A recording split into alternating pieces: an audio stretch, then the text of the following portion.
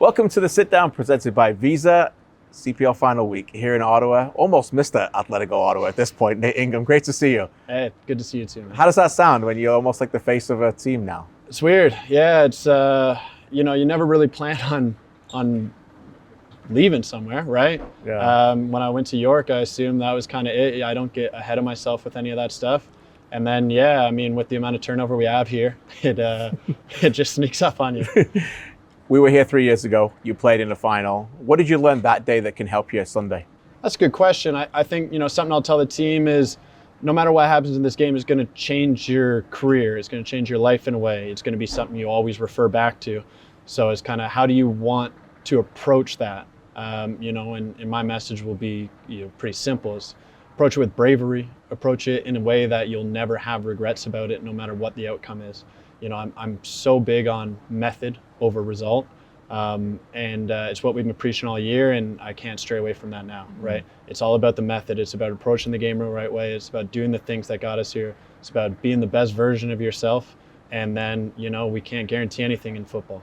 Just be proud of whatever happens and know that you wouldn't have done it a different way if you were to go back and do it again. It's a great way of looking at it as a leader, method over result, process over outcome, right? Yep. But at some point you have to believe that if you're doing the process right, the outcome would be successful. No, is that the next step for you? Is this almost like that last piece? Of course. Yeah, of course. And that's just the reality, but again, he can't, it's not, you never flip them. You never flip them no matter the situation.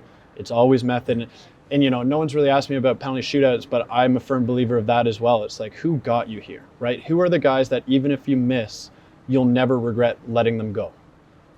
That's how I look at it, right? Like, I want those guys taking it, and no matter what happens, it's arm around them.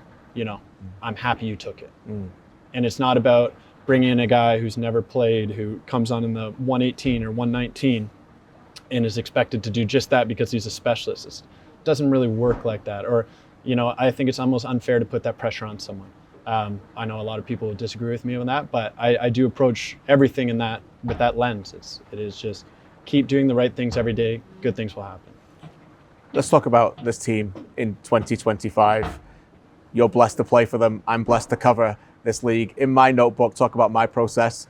First note this year was your quote: "We will be unrecognizable from 2024. That's what you said the first time that you did a press conference this year, the first media time we actually talked to you.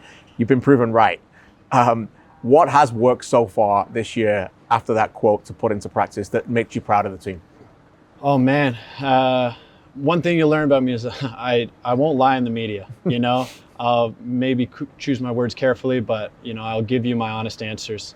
And I meant it. I believed it. And, there's a lot of things that go into making that a reality. It starts with the coach. It starts with the front office, really. It trickles down to the coach and then his ability to just get his message across, right? Like when we talk about great teachers, whether it's elementary school, high school, or coaches or any mentor you've had, the best ones really can simplify things. When you have a full understanding of a subject, you can talk about it very simply, or you can, use the big words when, the people that have a better understanding are around you. It doesn't matter what that is, right? And that's when like if you can teach, the game. We got Diego, who clearly knows the game because he can explain something and improve a 17-year-old, and he can improve a 31-year-old or a 32-year-old, or in Zappa's case, a 40-year-old, right? He has the ability to talk to any of them and get his point across. So I love the style we play. Like, I think it's fantastic, right? It's free-flowing, it's attack-minded, it's brave, it's something you can hang your hat on even if the results don't go your way. It's fun to learn, it's fun to come in and train. But it doesn't matter what system he coached, I think it would have been the same result because he knows the game and he knows how to get people to understand his vision. And then it's our job to just make sure everyone buys in. As captains and older guys, it's really easy to do that, right? When you see a process that's working or you see someone who knows what they're talking about, it's really easy to make sure everyone is just listening. Just listen, good things will happen. When the team strays from the idea of the coach, not only is it a waste of time for him, it's a waste of time for us because you're doing something.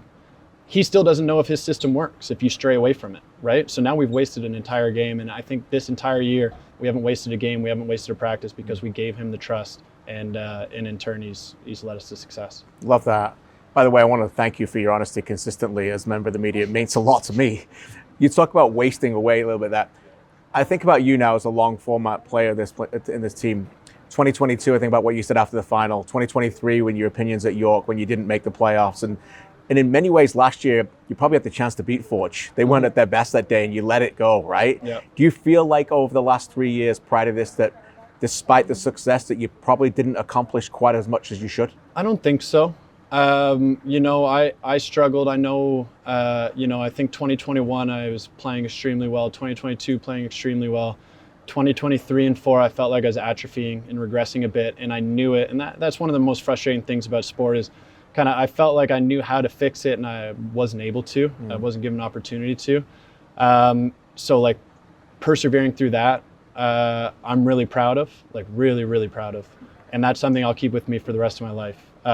And it's not just like persevering and managing, it's persevering and keeping a starting job in a professional sports environment, So, forgive me, I was talking more about the team. Yeah, so I'll get to it. And Yeah. then, so when I see things like that, I know I'm not the only one going through it.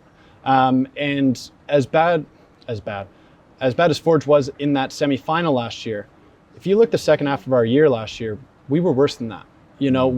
Our confidence was low. We had issues on the field. We just could not get past that hump.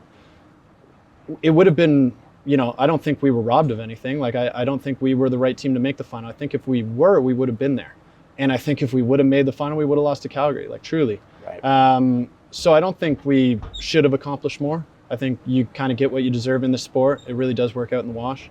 And I was keen. I mean, it's good what happened because it springboarded us into where we are now. And that's, a great place. That's a great answer. Thank you for that. Forge have consistently told me the difference between being a good team and a great team is winning. Mm-hmm. Cavalry said the same thing. Sergio said something similar. Mm-hmm. Do you feel that, or do you already feel like your team is great? There's truth to it for sure, right? But it's not the end all be all, as crazy as that sounds.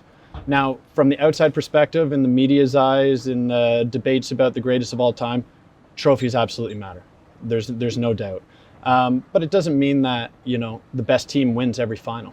And there's great examples of great teams that, go through hardships and have injuries or, have a bad day that can be an age-old debate is, the best teams show up when it mattered.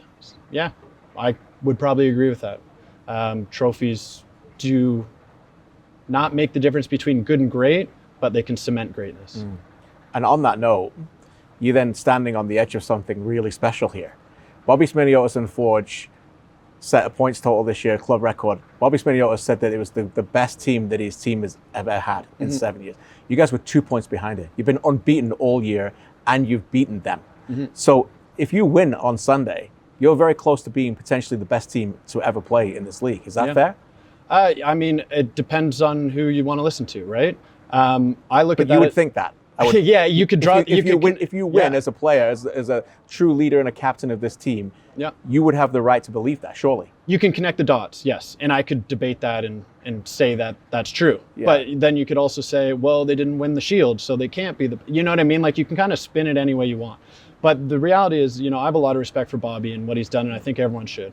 And I think, what they did this year was pretty incredible. And I think, beating a team like that and, when Diego talks about us or when Bobby talks about them and has that kind of pride of his team, it's a major compliment to, battle with each other and get results over each other, because when you talk about how great your team is and another team has a chance to beat you, they must be great too, and vice versa. So it's, I look at it as a major compliment, the fact that we were able to beat a team like that in their home, which I think a few MLS teams had a chance to do and didn't. It's that's how your team is great, and that won't change on Sunday. And I think Calgary feels the same way. They didn't have the best points total, but then they walk in and they beat a Forge team. And so, it depends how you want to look at it. I hate that kind of stuff. I really do. It's, again, I'm super proud of this team, and I know what we do on Sunday will make me proud as well. You have a lot of stars on your team. Forge, when you look about the winners that they've had foundational pillars, day oneers. Mm-hmm. You know, you think about Schwanya and Becker and Janssen and Borges, and you think about cavalry with Carducci, Camargo, many others. That's how we see you with this team. Is that something that you feel like that you take on as immense pride, that you are like not the day one from this club, but the fact that you've been in this league and you're looked upon as a face for this team? Yeah, again, it kind of sneaks up on you, you know, like it's cool hearing it because I know what kind of the regard I hold those other guys, you know. So when you say it, it's, you know, it's flattering. It's really cool. But it's kind of it's the end result of just showing up every day and having good habits and being a good professional and being good at your job. And eventually you wake up and you're there. You're the only guy there. So I know there's an immense responsibility, but the guys that get to this level, it's not necessarily like something you grow to. It's something you have in you. Yeah. And then consistency makes you that, right? So it's a product of consistency.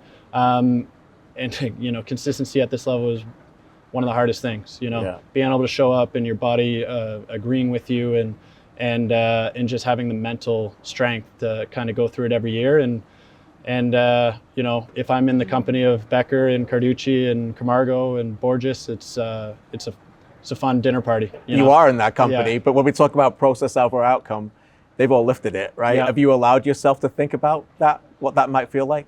Yeah, of course. Yeah, you can't help yourself. I try to, there's a lot of things that like will trickle into your head, especially as a goalie, right? You know, bad thoughts, good thoughts. Like it's an active muscle of mine to try and push them out, right? Push them out.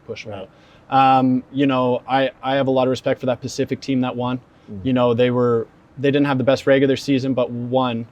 But it was, you know, and this isn't taking anything away from Calgary or Forge, but starting with those academies is just different, right? They had this foundation, they had a coach, they had a style, they had this trust from, you know, guys like Dom Zator and Kyle Becker and Dom Samuel and, you know, even Nick Ledgerwood, mm-hmm. you know, even though he wasn't there that long, they already had these pre-existing relationships and a major head start.